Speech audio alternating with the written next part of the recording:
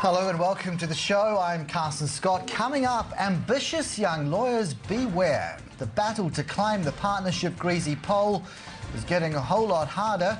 A tussle that's only more tortured the bigger the firm happens to be. That's later on in the programme. First off though, Business Channel regular Joydeep Hor, formerly of Harmer's Workplace Lawyers, launching a new firm this week, People and Culture Strategies, or PCS. Focus on advising employers across the spectrum of legal and strategic issues when it comes to managing their people, integrating PCS into their decision-making rather than a last line of defence when problems emerge. Joydeep's with me to discuss the new business model, and a warm welcome to you. Congratulations, it has to be said first off. Thanks, Carson. Really interesting to see that you're anticipating a lot of work coming in from non-traditional legal avenues. Explain that one to me. Absolutely. I think the role of the workplace lawyer itself has evolved over the last decade from being a troubleshooting role, a litigation-based role, an industrial dispute reaction role, to organisations really looking to workplace lawyers to do more. The rise in the quantity of workplace investigations, internal dispute resolution within organisations, these are the things that workplace lawyers can do but haven't done. And what I want to do with PCS is really get into that space. So rather than a client saying, well, we'll only use you for our litigation or our industrial disputes, we actually believe that you've got the skill set to do investigations, to do mediations, because you ultimately know our business so well that you know what it is that we're looking to achieve from it. How do you then extract sort of maximum revenue out of this? This is a business at the end of the day. You talk about value billing, not the standard hourly rate. So what's going to determine how you go about that? Yeah, absolutely. I've been one of the strongest advocates of the fact that a time-based billing model is archaic. It's not consistent with what clients want. It's certainly not consistent with what clients need. In our area, it is actually a prohibition against clients using us to be charging on a time basis, because there's so many things that people within organisations could make judgment calls on themselves.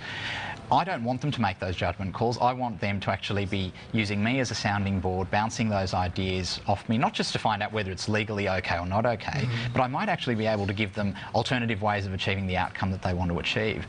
That itself, if it is always done on a time-based system or model, naturally leads to a client saying, do I really need to spend money on this? If you do it on a, say, a retainer model, clients are already paying for that service, and it's something that's done in other industries so well. And what it does is it's win-win. The clients get the benefit of the expertise and the access to the expertise without having to have internal employment law resources, which very few organisations would have. And from our perspective, it means that we're working more closely with our clients.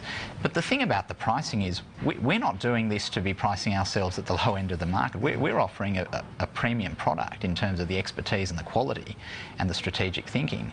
But it's about the value that we're actually contributing to the client's business, what we're saving them in legal costs and disputation, rather than the costs that they'd be incurring on us if it's dealt with. Well, because you're opening your doors with 9 lawyers, you know, on the payroll. How do you kind of deliver to them the certainty that there is going to be that revenue stream from the go-get? Are you actually putting down sort of an anticipation for a client on the likely course of this business relationship, an estimate over a quarter? How's it likely to be structured? I mean, we're lucky that a lot of my very good client relationships over the last decade and longer are sticking with me in the new business. You're talking about 125 businesses. Yeah, that's right. So those organisations have been extremely loyal and very supportive, and you know, committed to servicing them extremely well. Yeah. I've got a good understanding of what their needs are. I've got a good understanding of the other things that I could be doing and want to be doing with those organisations. There's a level of predictability in the amount of work that we can do, and there's more that we can do. And as we do more of those kinds of things for certain businesses, that improves the skill set to do it for others as well. And in terms of managing that workload as well, with 9 lawyers in fairness and 125 businesses, if they all want that relationship building, how quickly are you going to need to grow this enterprise beyond, you know, just less than a dozen staff?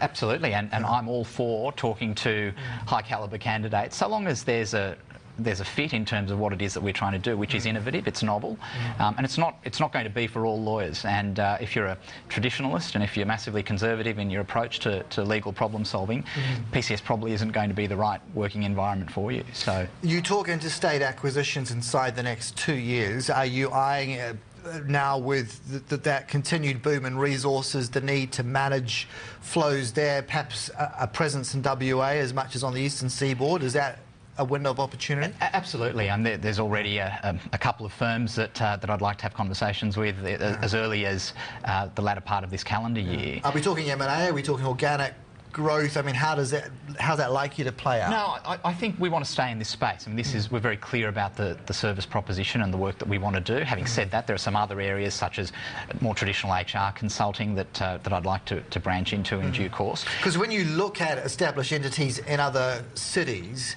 how much of a need is there to rebrand under your banner, because it is a new construct? If you simply sort of add yourself on, are you really going to create that point of difference in the market? Well, and that's precisely the reason why it's not something that I want to be rushing into. I think that commercial due diligence is one thing, cultural due diligence is also very, very important. You invest a lot in terms of your personal brand and organisational brand, and you've got to guard that pretty carefully. So the challenge is to make sure that brand quality isn't compromised, but also that you're working with people who are established players in a market, who have the personal credibility within that market to make sure that your business isn't going to have too long a lead up to the pitch to be successful. What's changed in the last 10 years where you've kind of charted there being this big sort of shift now into... Well, it's a very active area, to say the least. You know, if you were in the space and practicing prior to that, has there needed to be a mind shift in that space of time? Do you worry that there are still practitioners out there who are wedded to the old way of doing things and are not culturally aligned? I think so, across a couple of different paradigms. I mean, you look at work choices, you look at the Fair Work Act, you look at what I am fairly confident is going to be further change that takes place regardless of the outcome of the next election. You look at the growth in employee rights, harassment claims, bullying claims. Organisations are struggling with what they have to do to get on top of these kinds of things. You look at occupational health and safety. All of these kinds of issues are things that a lot of organisations understand they have to address, but they don't know how to address them. And they need people to help them. Individuals need that help as well, in fairness, not just from that other side of the fence, which is the employer, management side. What prompted you to kind of put that line in the sand and say, we will kind of carve our niche with employers, but not necessarily employees? Does that remain open as an option? Look, certainly I think we'll be doing some high-end executive and talent work. I think the nature of our business, its structure, its cost base is geared to a particular segment of the market. But more importantly, what I enjoy doing is actually helping employers to become better businesses in their management of people.